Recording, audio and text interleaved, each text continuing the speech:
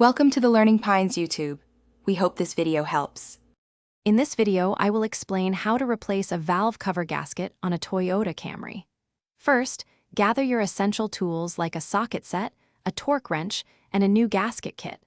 Always ensure your engine is completely cool before starting any work. Disconnect the negative battery terminal for safety.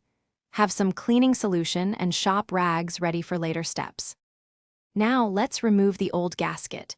Carefully disconnect any hoses, wires, or other components attached to the valve cover. Then, loosen and remove the valve cover bolts, working in a cross pattern to prevent warping. Gently pry the old valve cover off, taking care not to damage the cylinder head. Finally, thoroughly clean both mating surfaces. With the surfaces clean, it's time to install the new gasket.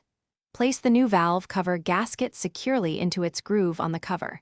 Apply a thin bead of RTV sealant at specific corners or junctions, as recommended by the manufacturer. Carefully position the valve cover back onto the cylinder head. Hand tighten the valve cover bolts before using your torque wrench. For the final steps, torque the valve cover bolts to the manufacturer's specifications, again using a cross pattern. Reconnect all hoses, wires, and components that you previously removed. Reconnect the negative battery terminal and start the engine.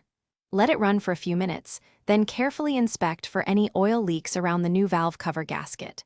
Great job! Thanks for watching. Consider subscribing if we helped you.